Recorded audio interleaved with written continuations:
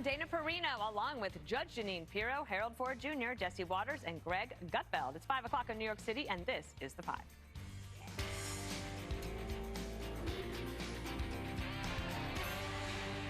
We're going to need some anger management classes up at the White House. Axios out with a very unflattering headline about President Biden's management style, saying this: Old Yeller, Biden's private fury.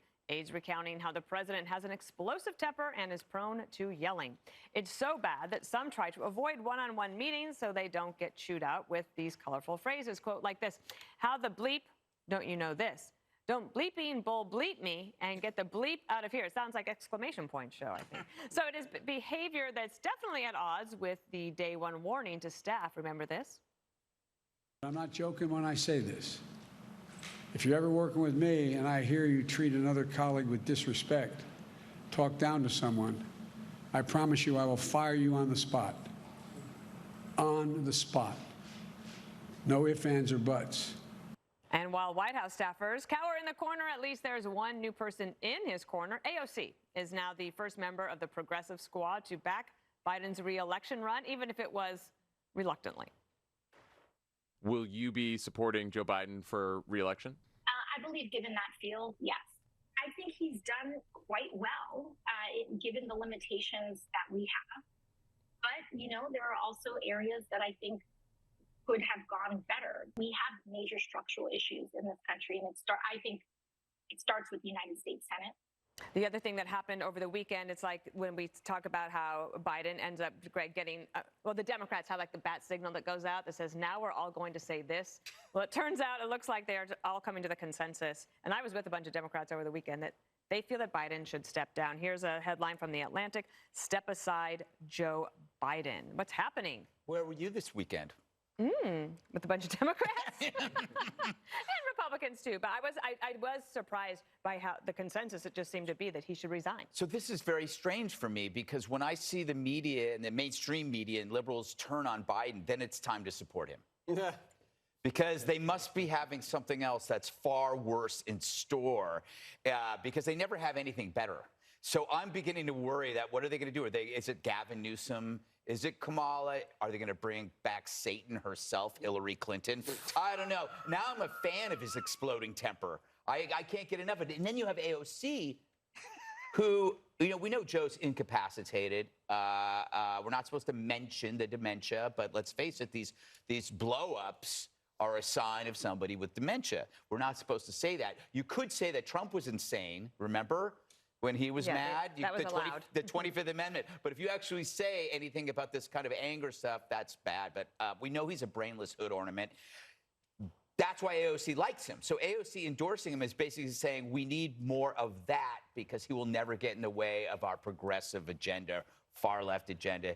And lastly, I was told that he was a nice person. I was told he was your congenial grandpa. And now you're telling me that was a big lie and he's actually a real meanie. I mean, who would have thought the media would have done that? I mean, I am shocked. Yep. Harold. The other thing that happened is he did an interview, Jesse, with CNN, and Ms. Fareed Zakaria, who, after a fashion, asked him about his age. Here's what President Biden said. I think there is one thing that comes with age, if you've been honest about it your whole life, and that is some wisdom. I think we're on the cusp of being able to make significant positive changes in the world. Really, honest to God.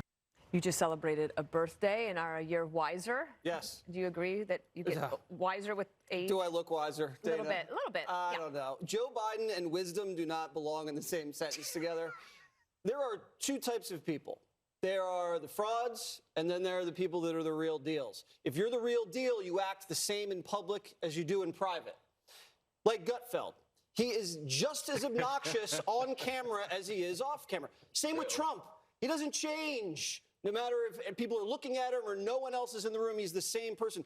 Joe Biden is a fraud. Joe Biden is not a family man. You don't send your son who's addicted to drugs to China to bring home cash bribes for the rest of the family. You don't say you're a family man and just ignore this granddaughter. And you can't be this seasoned elder statesman that's calm and making great decisions for this nation and then just be blowing your lid. he doesn't ever get angry about the border or about criminals preying on us or about high prices. He only gets angry when you zero in on his fraudulent personality. Oh, you challenging me?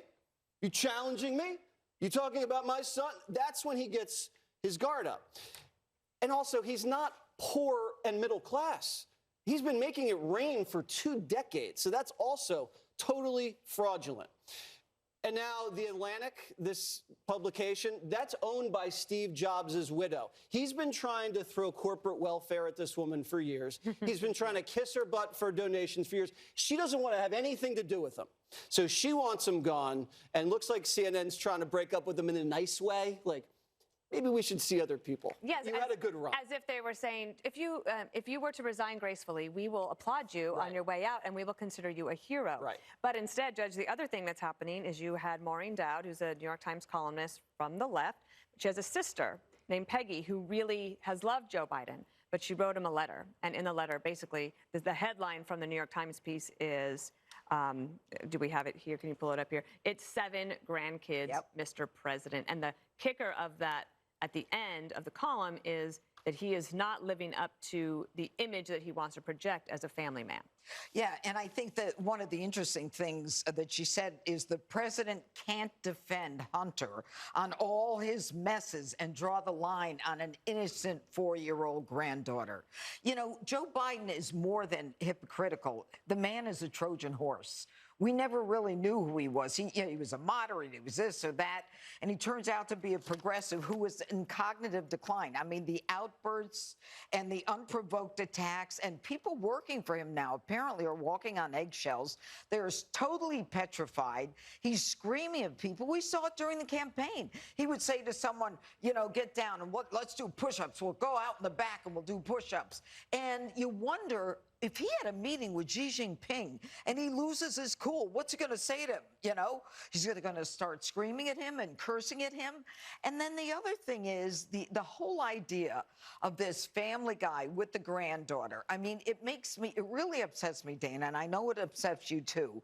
But you've got a 4-year-old, and all of America knows her. I think all of America feels badly for her. There are so many American families who are in similar situations. It's almost as though we should send a gift to the White House for Navy Roberts so that maybe at the White House they'll understand how many Americans are so concerned about this grandchild. And finally, I think that for all the people who are working for this man, they're not working at the peak performance, because you can't be when you're walking on those eggshells and where you're getting cursed out and you've got a vice president who's got a toxic atmosphere at her office. I mean, the 2 of them are just absolutely the opposite of what we thought they were. I do want to show everybody The View has figured out a way to defend the president about the granddaughter. Watch.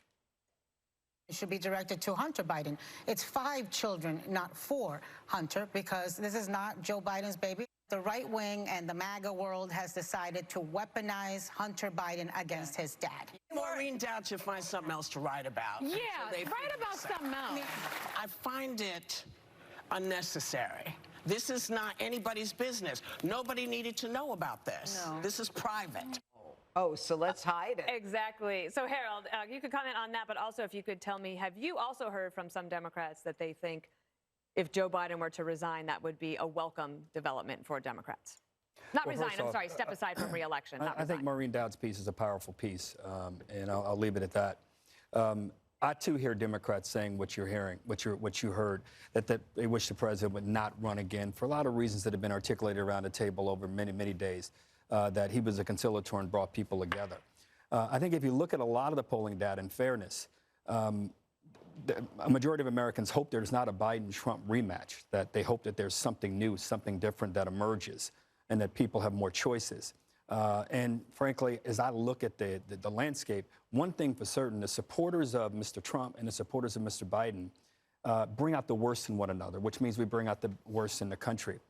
So if the Atlantic is right, and if I hear from a lot of people, most of the people I'm hearing from are wealthier people or people whom are in business and people who believe that the president may have lost some of his faculties. We'll see as this campaign goes on, and it'll be an opportunity. I've contended that if Robert Kennedy Jr., who I know you're interviewing tonight, if he continues to poll as well as he has polled, I think you're going to probably invite perhaps other candidates into the race. President Biden won't be the first, isn't the first, and won't be the last to have temper tantrums with his staff. I think in any job, politics, business, academia, you have to sit back at the end of the day and take account of yourself. And we're all, I was, you know, people may say I yell at times. I want to see that. I know. See it right now. How do I do it? But you have to sit back, and whether you don't yell or don't, you have to sit back and take stock and wonder whether you advance your agenda or whether you got us to higher ground. And I hope that everyone does that, including the president and others. So That's you're a saying load of you're crap. running for president? No, I didn't say. Yeah, I'm going to leave everybody with one more thing. How do you know that the media is starting to think this? Not only the Axios piece, Maureen Dowd, everybody but The View is on board apparently, but Politico did a big piece today called Welcome to the Newsom-verse. Oh. And it highlighted all of the amazing staffers who work for Governor Newsom, because apparently you need to know who they are. Wow. All right.